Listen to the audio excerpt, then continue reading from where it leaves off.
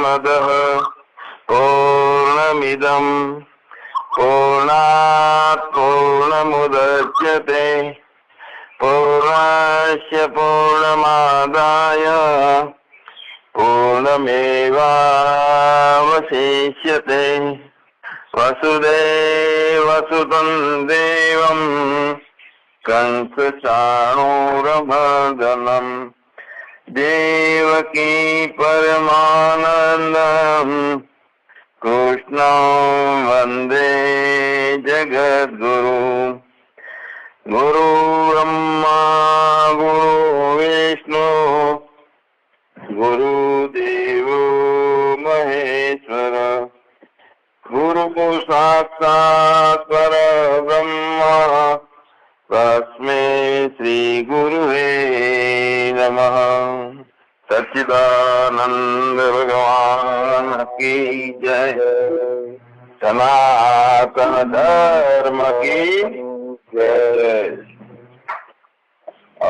ओम ओम ओम ओम।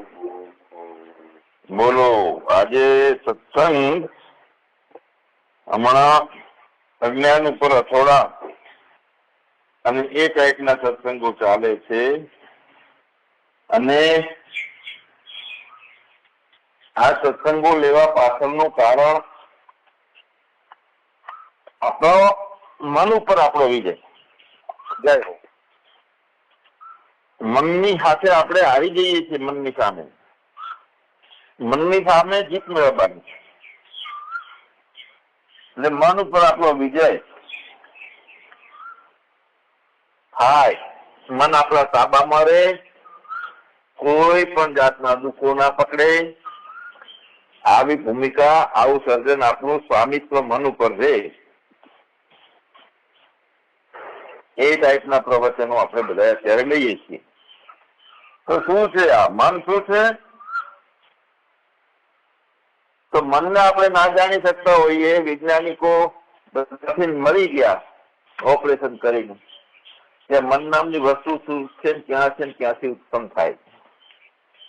તો કાંઈ હાથમાં આવ્યો નહીં. તો સમષ્ટિમાંથી, અસ્તિત્વમાંથી, પરમ ભાવમાંથી ઉભો થયેલો એક સ્ફૂર્ણા છે, તરંગ છે. અને આ સ્ફૂર્ણા જે છે એ સ્ફૂર્ણા છે, એની સાથે દેશકાળ ભળે છે.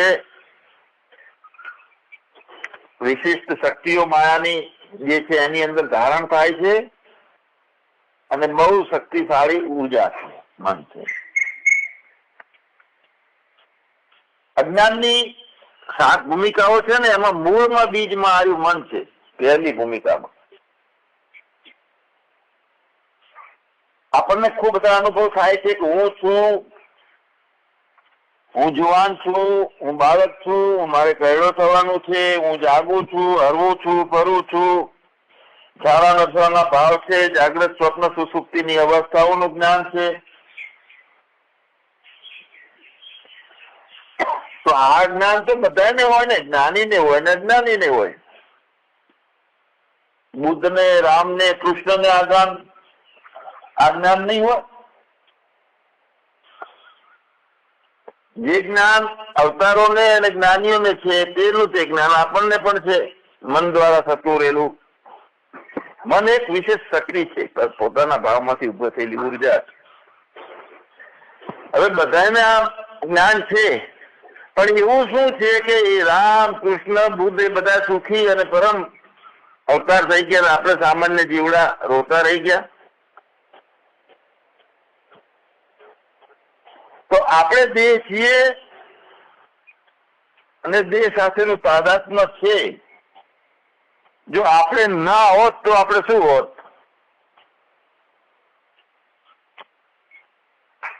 આપણે આ મન દ્વારા ઉભા થયેલા શરીર સાથે થઈને તાદાત્મ્ય વાળા આપણે ના હોત તો આપણે શું હોત?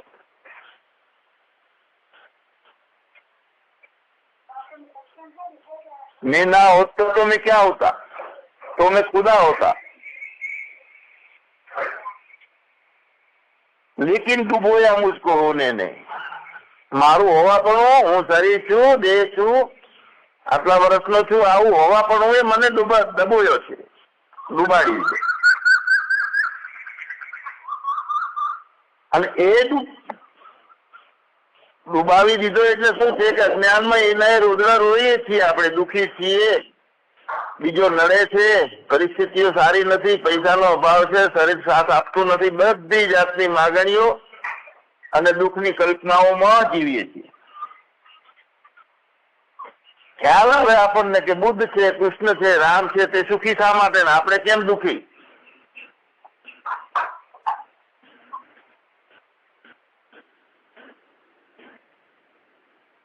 સાધુ ને હોય, સંન્યાસી ને હોય, જ્ઞાની ને હોય, બધાને હોય છે અનુભવો દુઃખના થતા હોય છે.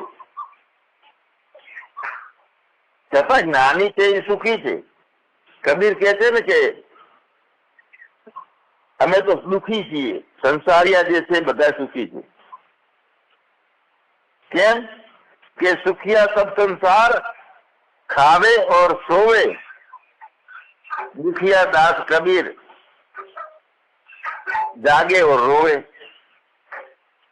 કબીરે ઊંધી વ્યાખ્યા આપી. બધા સંસારમાં દુઃખી છે, કબીર કહે છે સંસાર વાળા બધા સુખી છે, ખાય છે ને સુરે છે, બીજું શું કરવાનું છે? પણ દુખિયા દાસ કબીર જાગે ઓર રોવે, આખા એની ચિંતા કરી પોતે બધાના બીજાના માટે જીવે. પણ જ્ઞાનીને હું દુઃખી છું એવું લાગતું નથી. લોકોની દ્રષ્ટિએ લોકોને એવું લાગે.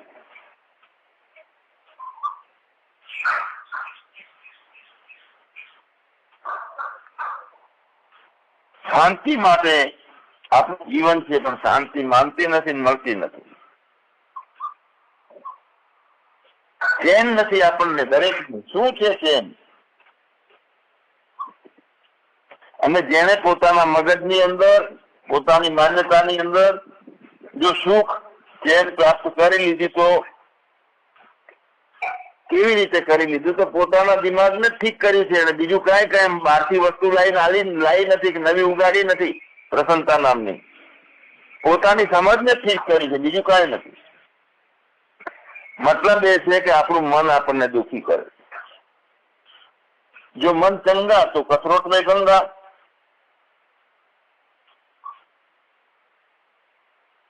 મનને જીતવાનું છે. શા માટે જીતવું છે? મતલબ શું છે એને જીતવાનો? તો જયારે લડાઈ ચાલતી હોય ને એમાં એક જણો જીતવાની અપેક્ષા રાખે, બે રાખે, પણ જીતે એક જણો. અને જીતવાનું શા માટે? કે બીજો સામે વાળો હારી જાય, મને હેરાન ના કરે. સામે પક્ષ વાળો હારે તો મને કોઈ દાડો હેરાન ના કરે, એટલે એને જીતવાનું. મન આપણને હેરાન ના કરે એટલે મનને જીતવાનું છે. દુશ્મન, શત્રુ, એની સામે જીત મેળવવા આવે તો એ શત્રુ છે એ સરેન્ડર થાય. અને દુશ્મન જો નામ મન પાછળ તો લાગે એવું છે. દુશ્મન એટલે દુષ્ટ થયેલું મન. દુષ્ટ મન તે આપણને હેરાન કરે છે અને એને આપણે દુશ્મન કહીએ છીએ. ખરાબ શાસન ચાલતું હોય એને કહે દુશાસન. દુર્યોધન આગળ દૂર લાગે છે. એમ દુશ્મન, પરેશાન કરતું મન, ખરાબ મન, એ શત્રુ છે આપણે.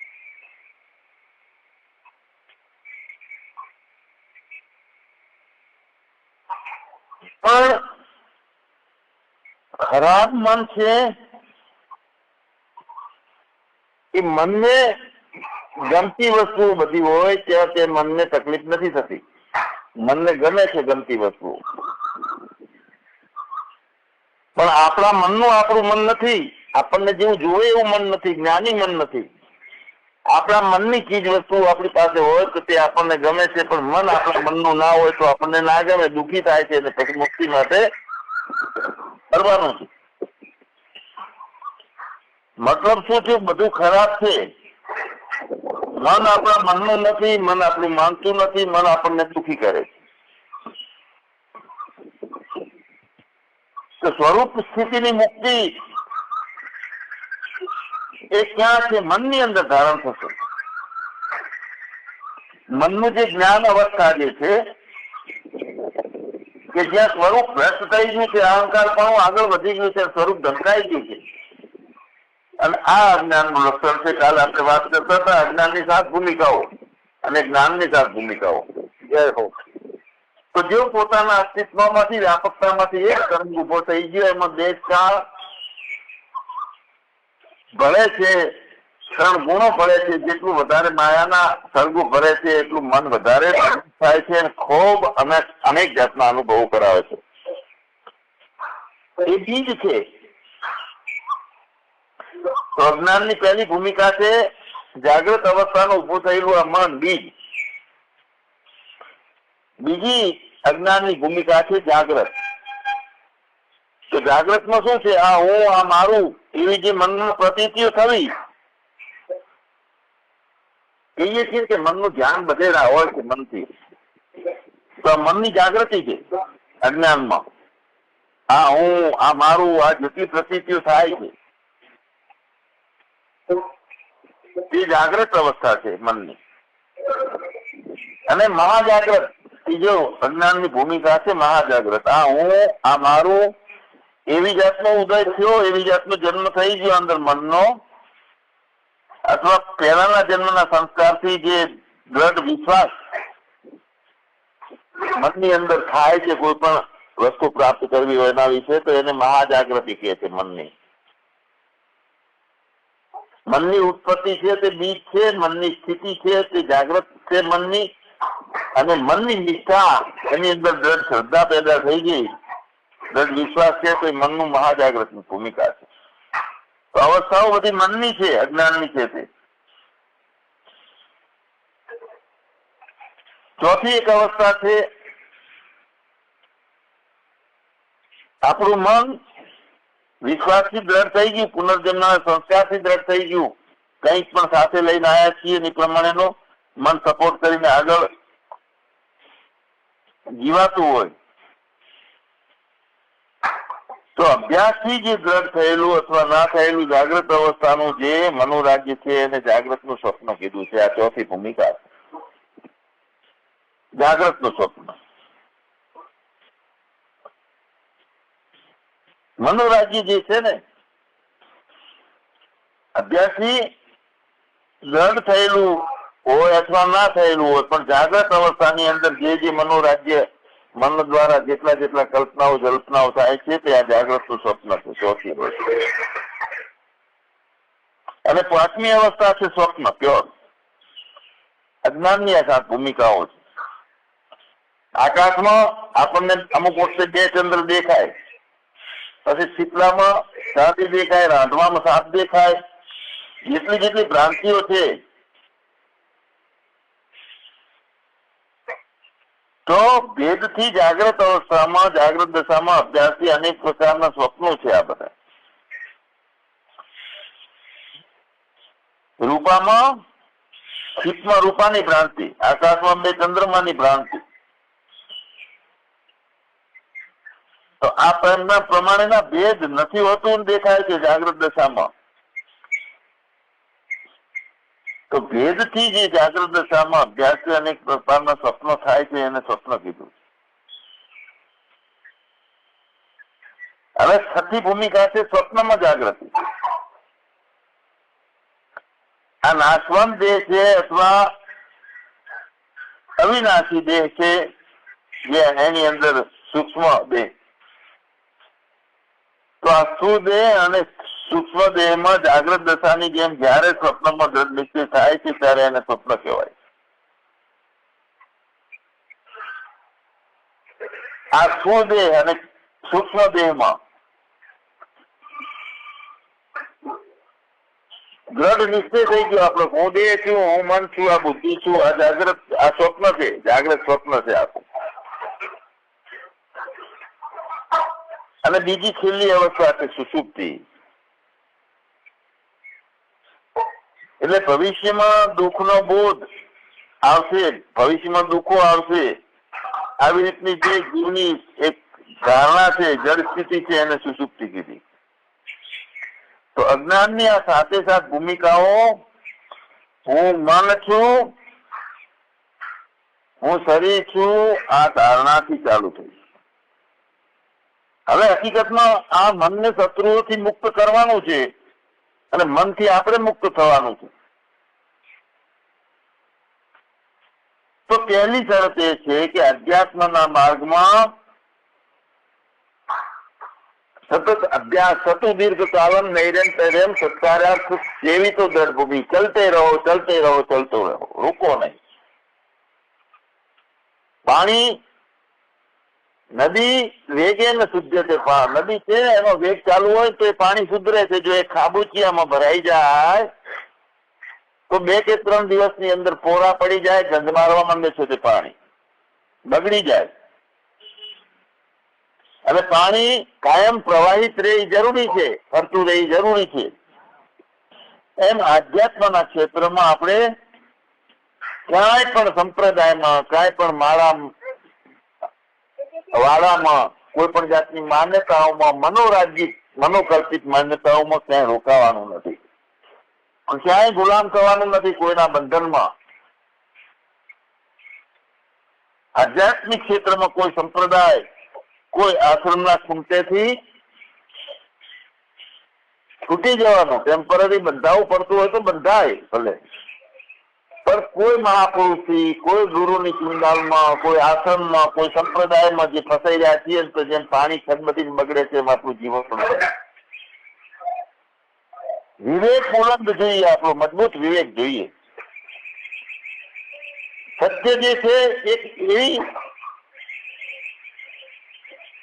અદભુત વસ્તુ છે કે એ કોઈથી કોઈ આપણને સત્ય પ્રકાશિત કરી આપે આપણામાં, એ વાત બધી ખોટી છે. એટલે સત્યની સામે કોઈ પણ જાતનો સમજૂતો કરવાનો નથી, સજગ રહેવાનું છે. અને ધર્મના ક્ષેત્રમાં, સત્યના ક્ષેત્રમાં, જ્ઞાનના ક્ષેત્રમાં જે વ્યક્તિ એ પગલા માંડ્યો છે તે ડરપોક ના હોય, ભય ના હોય. એને કોઈ વ્યવસ્થાથી ભય ના હોય, કોઈ અવસ્થાથી ભય ના હોય, કોઈ ગુરુથી ના હોય, કોઈના બંધનમાં હવે મારું જીવનમાં શું થશે, મારો રોટલો છીનવાઈ જશે એટલે આપણને ભય રહે અંદર. જય હો. પણ વ્યવહારિક વાતમાં અમુક વિરોધો નથી કરવાના હોતો. નિર્ભય વ્યક્તિઓ બધાના વિરોધો કરે, એટલે મહાપુરુષોએ વિરોધો કર્યા છે. જીવનું જોખમ થયું છે. જો તો એ શ્રેષ્ઠીઓનો વિશે ખરાબ બોલ્યા તો બહુ વિરોધ થઈ ગયો જગતમાં. પણ પછી જ કોઈ એવો મહાપુરુષ હોય કે બધી વ્યવસ્થાઓ હોય, એ વ્યવસ્થામાં પાલન પોષણ થયું હોય, પણ સત્યનો વિવેક એને હોય તો એ ગમે તે વ્યવસ્થાઓને, ગમે તે પરિસ્થિતિઓને, ગમે તેવા એમના રૂઢિવાદોને લાત મારી અને ચાલતો જાય ક્ષણ માત્રમાં. બધા બંધનો તોડી અને ખુદના આધારે, નથી કોઈની બોધનાત્મક સામગ્રી કામ આવશે. આપણે બીજાને બોધી બનાવીશું, શિષ્યો કરશું. કોઈ વિચારનો આધાર નહીં, કોઈ વ્યક્તિનો આધાર નહીં, કોઈ વિત્તનો આધાર નહીં. જેટલી સંસ્થાઓ ટકી છે વિત્ત, વ્યક્તિ અને વિચારના આધારે ફૂલી ફાલી. વિત્ત ચોખ્ખું નથી હોતું તો ઝઘડા ચાલુ થઈ જાય છે એમાં સંસ્થાઓમાં. વ્યક્તિ સારા નથી હોતા તો ખેંચાતાણ ચાલુ થઈ જાય છે ટ્રસ્ટીની. અને વિચાર સનાતન ના હોય તો ત્યાં કને લોકોને ભેગા કરી અને બકરો અને ઘેટો નો વાડો બનાવ્યો હોય છે આશ્રમના નામે. ખુદના આધારે જે ચાલવાનું છે, કોઈ સંપ્રદાયના આધારે નહીં, કોઈની માન્યતાના આધારે નહીં. બધા બંધનો તોડી અને મેં તો વ્યાપક આત્મા હું, ચેતન આત્મા હું, મેં કુછ નહીં મેરા કુછ નહીં, આ સૂત્ર આપણને ભય લાગે છે. એટલે અધ્યાત્મના નામે જેટલા આશ્રમો, સંપ્રદાયો છે એમાં જેને જે ભય લાગે છે એ ચોટીને એમાં પડ્યા રહે છે, એની ખુશામત કરે છે, સંપ્રદાયોની, સંસ્થાના વડવાઓની વાહ કરે છે. આપણે શું સાબિત કરવા માંગીએ છીએ? આ બધું કરી આપણે પોતાનો રસ્તો સ્વયંનો ચિતરવાનો છે. આ લક્ષ્ય ખાસ મગજમાં રાખવાનું છે. જેટલું નજરથી દેખાય છે નામ, રૂપ ને આકૃતિ અને ગુણ વાળા આ મહાપુરુષ, આ સદગુરુ, કોણ મારે મહાપુરુષ છે, કોણ સદગુરુ છે? તપો દીપો ભવ, પોતે પોતાનો દીવો થાને. અને અહીંયા સાહસ જો છે, બધા બંધનો તોડી, બધી જંજીરો તોડી અને જે સ્વયંભૂ પોતાના હાથે પોતાની ભૂમિકામાં રહેવા વાળો છે કે જેમાં નથી ભવિષ્યની કલ્પનાઓ આવતી કે ભૂતકાળની કોઈ સ્મૃતિઓ આવતી નથી, સતત વર્તમાન રહે છે. અને સાહસથી આ રસ્તે ઝુકાવવાનું છે. આપણે મોક્ષ અને મુક્તિને સમજી લીધું છે કે ગુરુજીઓ છે, એમના ગજવામાં મુક્તિ પડી છે, આપણને એ આપી દે છે. અને ગુરુદેવો પણ એમ કે મારા ગજવામ છે, મારા વગર તમને મુક્તિ નથી મળવાની. આ બધી માન્યતાઓ એક વસ્તુથી વિલોચિત રહી ગયો છે અને એના કારણે તુત્તમ તુત ઉભો થયું છે. જય હો. સત્સંગો ચાલે છે, સમુદાય બધે મેળાવડાઓ ચાલે છે, પણ શું સાબિતી થાય છે અને એમાંથી શું ઉત્પન્ન થયું જગતમાં? માન્યતાઓમાં, ટોળાઓમાં, સંપ્રદાયમાં ઘેટા બકરાની જેમ પૂરવાનો ધંધો ચાલુ થઈ ગયો. બધે આની શીખવાનું છે કે આ ગુરુદેવ મહાન છે અને તે આપશે, એમની પાસે બહુ મોટો ખજાનો પડ્યો છે.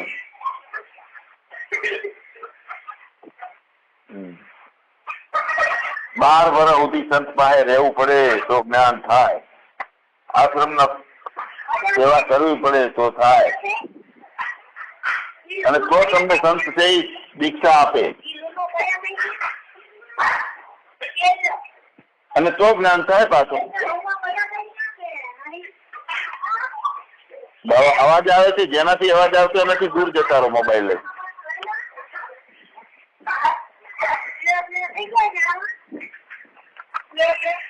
બહુ અવાજ આવે છે. સંત દીક્ષા તો આપે, આશ્રમમાં સેવા કરો, રોજ સવારમાં 4 વાગે ઉઠીને 2-3 કલાક બેસી રહો, પ્રાણને રોકો, એટલી જાતની સિદ્ધિઓ પ્રાપ્ત કરો. અને આપણે બધા એ જ્ઞાન માટે બકરાની જેમ બંધાઈ જઈએ છીએ, કારણ કે આ માન્યતાઓ શીખવી છે બધાએ. આ સુધી ડરપોક ઘેટા અને બકરા જેમ આપણે કોઈ પણ આશ્રમમાં સરેન્ડર થઈ જવાનું. બંધન છે ત્યાં મુક્તિ આવતી જ નથી ને.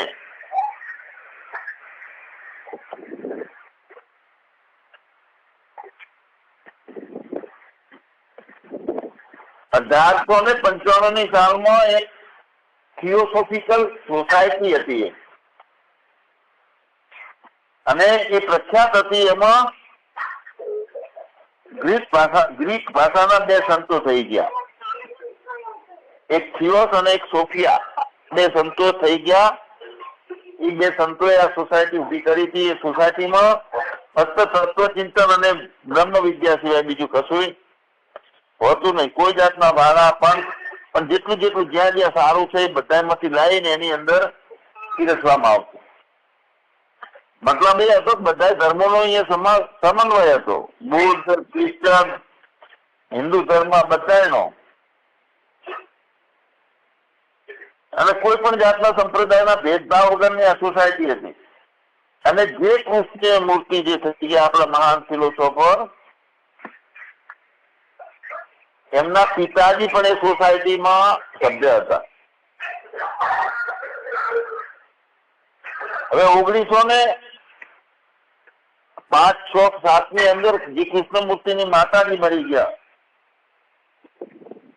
આંધ્રપ્રદેશમાં ચિંતોડ નામનું ગામ છે, જિલ્લો છે, અને ગામ છે મદનપલ્લી. એમાં જે સંજીવના એની માતાનું નામ હતું, એના પિતાનું નામ હતું જિદ્દો નારાયણ. જે કૃષ્ણમૂર્તિ એક મહાન હસ્તી થઈ ગયા. અને થિયોસોફિકલ સોસાયટીમાં પછી એની માતાનું મૃત્યુ થયા પછી ત્યાં આંધ્રમાં મદ્રાસની પાસે એ લોકો જતા રહ્યા બધા રહેવા. અને એ સોસાયટીની અંદર એના પિતાજી પણ હતા. હવે અહીંયા એક માન્યતા હતી આ લોકોની, ક્રિશ્ચિયનોની, કે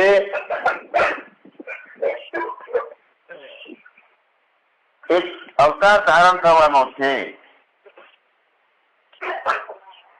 અને એને એ અવતારને મૈત્રી બુદ્ધ નામનો, એ અવતાર ધારણ થવા માટે પૂર્વ એને જન્મવા માટેની તૈયારી કોઈ પણ વ્યક્તિમાં તરંગ રૂપે પણ અવતાર દાખલ થઈ જાય અને માના કુખમાં જ એને જન્મ લે. તો જે કૃષ્ણમૂર્તિને ફોરેનમાં મોકલી દીધા સોસાયટી એકાંતમાં, અને અવતરણ એની અંદર થાય એ શક્તિઓનું. એમ 12-15-20 વર્ષ સુધી એકાંતમાં કોઈ જગત નું જ્ઞાન ના થાય, જણાય નહીં.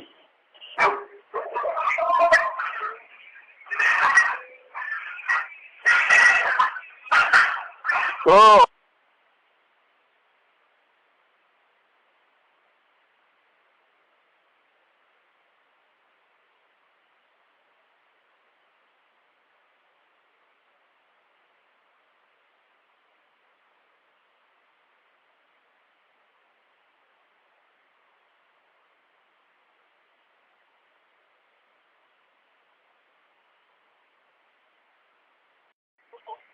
અલગ કે જેનામાં અવતરણ અવતાર ખીલ એવી પાત્ર તૈયાર કરવા માટે અલગ રાખવામાં આવ્યા હતા. અને 10-12 વર્ષથી ત્યાં એક એવો ભાવ હતો કે એ મૈત્ર બુદ્ધ ની અવતાર એની અંદર થાય, અને બધાને એ જોવાની ધગશ હતી કે 2500 વર્ષથી અવતાર નથી થયો, 2500 વર્ષ પછી આ ભૂમિકા સર્જાવાની. તો એ વખતે બહુ તૈયારીઓ કરવા માંડી હતી આ લોકોએ. 2011માં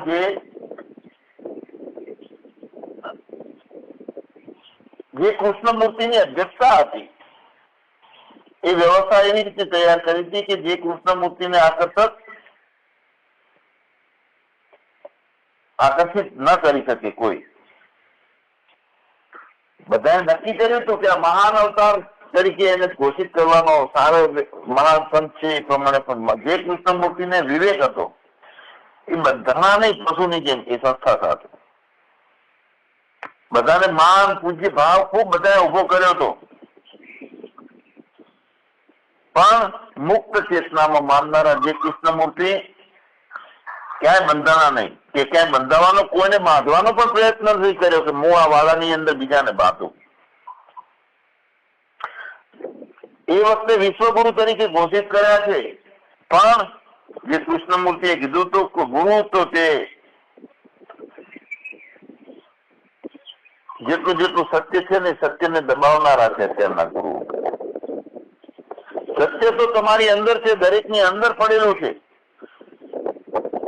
ગુરુ પાસે અને ગુરુ આપે તે સત્ય નથી.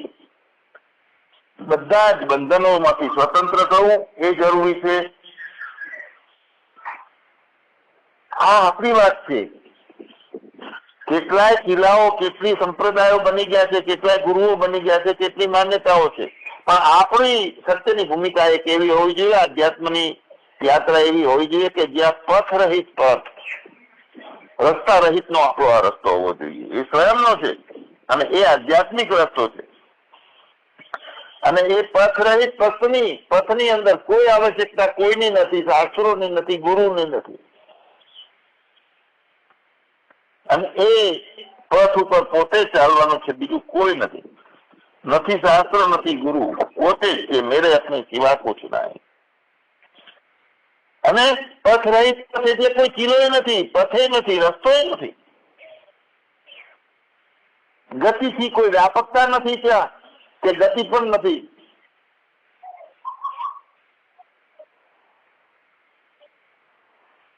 જે અવતારો થયા છે તેને પ્રોજેક્ટ કરનાર એક વર્ગ તૈયાર થયો છે, અને એ વર્ગે અવતાર તરીકે જે મહાપુરુષને રજૂ કર્યા છે પોતે રજૂ નથી થયા. લોકોએ એમને મોટા બનાવી દીધા છે. જગતગુરુ કૃષ્ણ બંદે જગતગુરુ. એ તો જગતને જે કાંઈ વિશેષ આપવાનું હતું એ આપીને આ દેહનો તાદાત્મ્ય છોડીને ચાલ્યા ગયા છે બધા. કોઈ અહીંયા પડ્યા નથી રહ્યા મહાપુરુષ. મારો કોઈ શિષ્ય નથી, આવી માન્યતા હોય મહાપુરુષ. કેમ કે સત્ય તો દરેકની પાસે પોતાનું છે, અને મુક્તિ એવી કોઈ ગાંઠડી નથી કે બીજાના પોતાના પાસેથી ઉપાડીને ગાંઠડી બીજાને આપી દે કે લાવો તમને મુક્તિ આપી. જય હો જય હો. વાણી વ્યક્તિત્વ ધારણ કરે, સમાજનો વર્ગ આકર્ષિત થાય અને થાય પણ ખરો, પણ આવનાર અવતાર જે છે એની ધારણા નથી હોતી, માન્યતા નથી હોતી હું મહાન છું. અને સત્ય તો તે છે કે સત્યની અંદર પગલા માંડ્યા, અધ્યાત્મની અંદર પ્રવેશ કર્યો એટલે પોતે મુક્ત થઈ ગયેલો છે. બે જવાબદાર છે, કોઈ જવાબદારી કોઈ ટેન્શન બોજો નથી મારા તારાનો. હાલ ઈચ્છા થાય કે ચલો હજી નેપાળ જવું છે તો હાલ નીકળ્યા, એનું કોઈ છે જ નહીં કે કોણ માંદું છે ફસાઈ રહેલો હોય, કોઈ એનું કોઈ છે જ નહીં. એને કોણ રોકનારું છે કે ભાઈ તમે રોકાઈ જાઓ? જેને બધાની સાથે તાદાત્મ્ય છોડી નાખ્યું છે. નથી શિષ્યો, નથી ભાઈ બહેન વાલા સગા, મેરે अपने सिवा कुछ नहीं. આ ધારણાની અંદર જયારે પગ માંડ્યા તો બીજી કોઈ ધારણા ના હોય, કોઈ જવાબદારી નથી. જય હો. આવું એ જીવન હોય, અધ્યાત્મમાં પ્રવેશ કરેલો જે હોય એમ બધી જવાબદારી ત્યાં ખતમ થઈ જાય. આપણી મુક્તિનો આધાર બીજા કોઈ છે આપણને બીજા મુક્તિ આપી દેશે?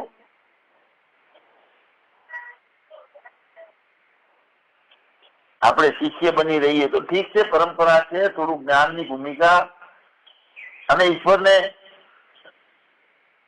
જાય બીજી રાખે રમતા બીજી રહીએ, પણ પોતાના સ્વયંમાં રહીએ. કોઈ સારું નબળું જ નથી એની અંદર. હકીકતમાં પોતાનાથી મોટો બીજો બારે કોઈ ગુરુ છે જ નહીં. જય હો. અને અધુરા છે એ મહાપુરુષોની શોધ કરે છે, મહાપુરુષોનો હાથો બની અને સેવામાં પોતાનું જીવન સારું છે. અહંકાર ને ખતમ કરવો બહુ અઘરી વાત છે, એટલે આ ઠીક છે પરંપરા, પણ બીજો કોઈ મુક્તિ આપી દેશે એવી કોઈ ભ્રાંતિમાં રહેવાની જરૂર નથી. અપો દીપો ભવ, તું તારો દીવો બન, તું તારો જ આધાર, સ્વયં આધાર, તું સર્વ આધાર. આપણે આપણી પોતાની સમજ જે છે અધ્યાત્મના માર્ગમાં એ સીમિત નથી રાખવાની. દેહ નથી બની રહેવાનું 5.5 ફૂટનો કોઈ દિવસ. બીજાને કેટલાય આપણે મોટો માનીએ તો આપણે આપણને શું માનીએ? બીજાને મોટો માનીએ છીએ. તે છે તે હું છું. ગુરુ શિષ્ય બે શબ્દ છે, અભેદ અદ્વય રૂપ, બંને સ્વરૂપે શોભતા. બંનેનું સ્વરૂપ એક છે આવી માન્યતા ક્યારે આવશે? બીજાને આપણે મોટો માનશો તો. અને આવી આપણી વ્યાપકતાની સમજ ક્યારે નિર્માણ થશે? કોઈ અમારો બેડો પાર કરી દેશે એવું માનીને આધાર લઈ લઈને બેઠા છે, બીજાને શોધીએ. ભય આપણને શા માટે છે એનો ખ્યાલ આવે છે? કારણ કે હું પોતાને શું માની બેઠો છું, અને ત્યારે જ ખબર પડશે કે ભયનું કારણ શું. એટલે મનની વાત આપણે કરતા હતા. મનની અંદર મુક્ત દશા મનની, કે મન ક્યાંથી ઉત્પન્ન થયું છે, શું છે, અને મુક્તિ ક્યાંથી નિર્માણ થાય છે, આ અભ્યાસ આપણને થઈ જાય. કારણ કે આ મનરૂપી આપણે આપણને હું મનની સાથે તાદાત્મ્ય કરી માનીએ છીએ ને, એટલે શરીર રૂપી પુરુષ થયો, મન રૂપી પુરુષ થયો, બુદ્ધિ રૂપી પુરુષ થયો અને જ્ઞાન રૂપી પુરુષ થયો. તો આ મન રૂપી પુરુષ એ હકીકતમાં એની અંદરથી અજ્ઞાન જતું રહે તો કોઈ પણ દેશ અને કાળની સકંજામાં આવે એવો પુરુષ નથી. કોઈ પણ જાતનો ટુકડો બનતો નથી, નાનકડો 5.5 ફૂટનો બનતો નથી, સારો નબળો ભાવ કરનારો, જન્મ મરણ વાળો, બંધન મુક્તિ વાળો નથી રહેતો. આ વ્યાપક ચિદાત્મા છે, પરિચ્છેદથી રહિત, ટુકડાથી રહિત. આવું આત્માનું અવલંબન આપણા મનની અંદર થઈ જાય ત્યારે મનનો વિજય, આપણો વિજય મનની સામે થઈ જાય. શાશ્વત દેહમાં આપણે પ્રતિષ્ઠા ઉભી કરવા માંગીએ છીએ. મને તો ઘણી વખત હસવું આવે છે કે દેહની અંદર આમ વાળ કપાવો તો સારા લાગે, આ કપડા હોય તો સારા લાગે, આ પાઉન્ડ ચોપડ્યા હોય તો આંખની ગુલાબી મોર પીસ જેવી ડિઝાઇન કરે આંખની ઉપર પાપણોમાં. તો શું સાબિત કરવા માંગીએ છીએ આપણે?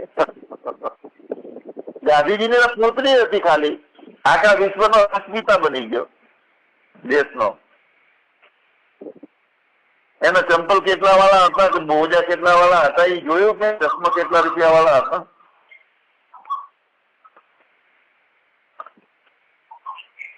ટૂંકમાં સ્વરૂપની જે સ્થિતિ છે ત્યાં મુક્તિ છે, અને ત્યાં જે જ્ઞાનનું લક્ષણ છે મન ત્યાં મેળાઈ જાય. સ્વરૂપની ભ્રષ્ટતા થઈ છે, મનની અંદર આપણે આટલું સમજી બેઠા છીએ કે હું છું, અને એ અહંકાર છે, એ અજ્ઞાનનું લક્ષણ છે. શુદ્ધ થયેલું જ્ઞાન મન અને શુદ્ધ પોતાનું યથાર્થ જ્ઞાન, વાલામાં ઘેટા અને બકરા સહિત નું પુરાયેલા છીએ એવું જ્ઞાન નહીં. પોતાના સ્વરૂપમાંથી કોઈ દિવસ ચલાયમાન ના થાય આવી પોતાની નક્કર નિષ્ઠા, અને ત્યાં રાગ દ્વેષ નિર્માણ નથી થતો, ત્યાં અજ્ઞાન આવતું નથી ફરીથી, દ્રઢ નિશ્ચય હોય ત્યાં, અને સ્વરૂપથી ભ્રષ્ટ થવાનો કોઈ એમાં સંજોગ નિર્માણ થતો નથી. કારણ કે અનાત્મ પદાર્થોનું તાદાત્મ મન કરતું હતું, મનને જ વચ્ચેથી પોતાના ખોળામાં ઊંઘાડી દીધું હાથ ફેરવીને.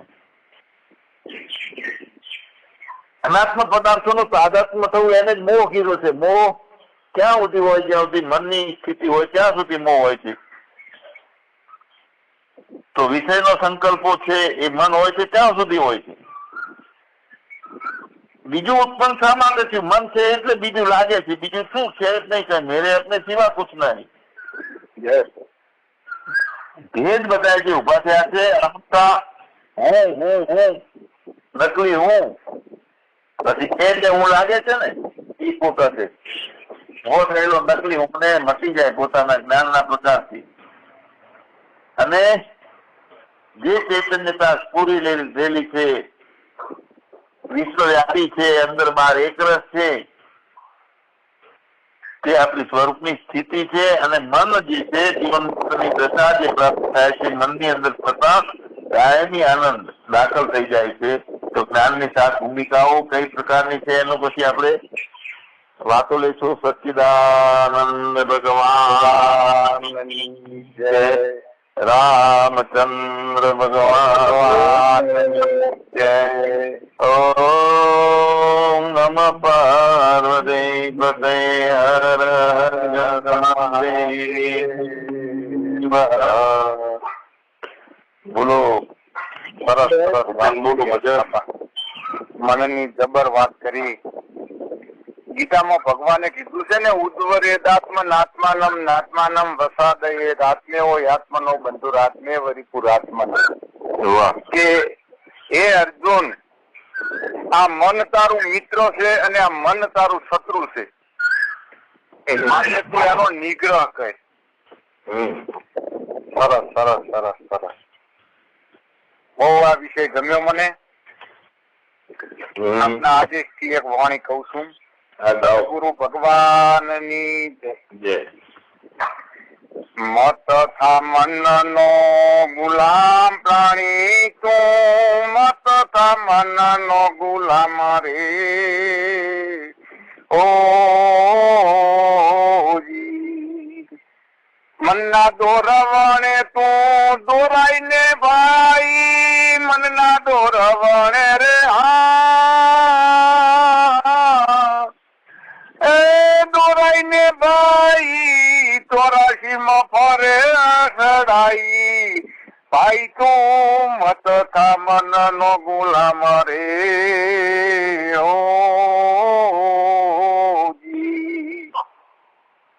મન કહે આ મારું મારું બધું, તારું નથી તલવાર રે. ઓ કાળના ઝાટકે છૂટી જવાનું, કાળના ઝાટકે રે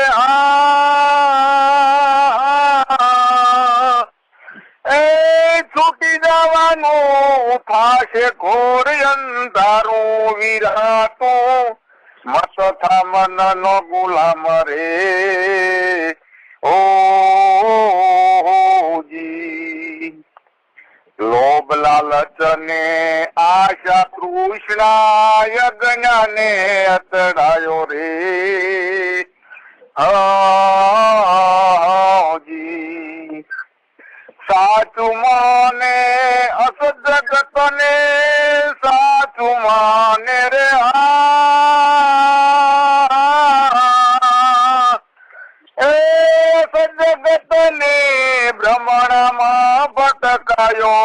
વિરાતું મત થા મન નો ગુલામ રે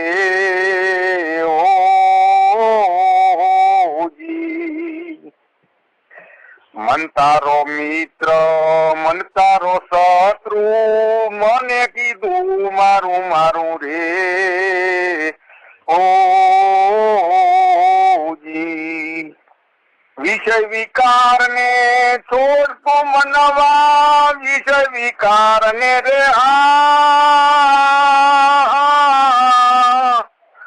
એ છોડતો મનવા સાચી કરી લે કમાણી વિરાતો મત થા મન નો ગુલામ રે ઓજી મનની ઓટી મનની ખૂંટી છોડ મનની કટુલાઈ રે ઓજી કહે સગ્રામ સત ગુરુજી ચરણે કહે સગ્રામ સત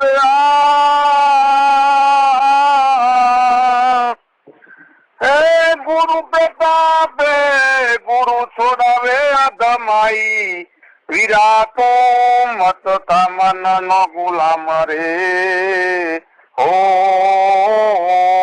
ઓજી સદગુરુ ભગવાનની જય.